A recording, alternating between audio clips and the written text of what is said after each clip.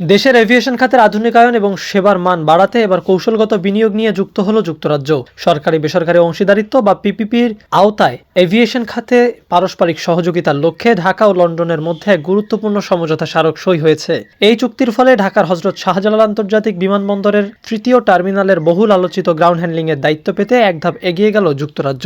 অন্যদিকে দীর্ঘদিনের একচেটিয়া আধিপত্য ধরে রাখতে মরিয়া হয়ে এই দৌড়ে ক্রমেই পিছিয়ে যাচ্ছে জাতীয় পতাকাবাহী সংস্থা বিমান বাংলাদেশ এয়ারলাইন্স। এই চুক্তির অন্যতম প্রধান আকর্ষণ হল হজরত শাহজালাল আন্তর্জাতিক বিমানবন্দরের অত্যাধুনিক তৃতীয় টার্মিনালের গ্রাউন্ড হ্যান্ডলিং। বেশ কিছুদিন ধরে যুক্তরাজ্যের শীর্ষ এভিয়েশন প্রতিষ্ঠানগুলো এই গ্রাউন্ড হ্যান্ডলিং কার্যক্রমে যুক্ত হওয়ার প্রবল আগ্রহ দেখিয়ে আসছিল। এই পিপিপি চুক্তির স্বাক্ষরের ফলে সেই প্রক্রিয়ায় তারা আরও এক ধাপ এগিয়ে গেল।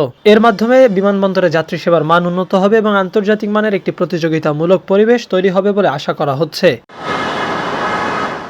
অন্যদিকে গ্রাউন্ড হ্যান্ডলিং খাতে বিদেশি প্রতিষ্ঠানের এই শক্ত পদচারণায় স্পষ্টতই পিছিয়ে পড়েছে বিমান বাংলাদেশ এয়ারলাইন্স। দীর্ঘদিন ধরে দেশের সব বিমানবন্দরে একাই গ্রাউন্ড হ্যান্ডলিং এর কাজ করে আসছে সংস্থাটি। নিজেদের এই আধিপত্য ধরে রাখতে সম্প্রতি হাজার কোটি টাকা ব্যয়ে নতুন গ্রাউন্ড সাপোর্ট যন্ত্রপাতি কেনা ও জনবল নিয়োগের মতো বড় পদক্ষেপ নিয়েছিল তারা। তবে সেবার মান নিয়ে দীর্ঘদিনের অভিযোগ এবং প্রতিযোগিতামূলক বাজার তৈরির সরকারি সিদ্ধান্তের কারণে শেষ পর্যন্ত থার্ড টার্মিনালের একক নিয়ন্ত্রণ হারাতে বসেছে জাতীয় পতাকাবাহী সংস্থাটি।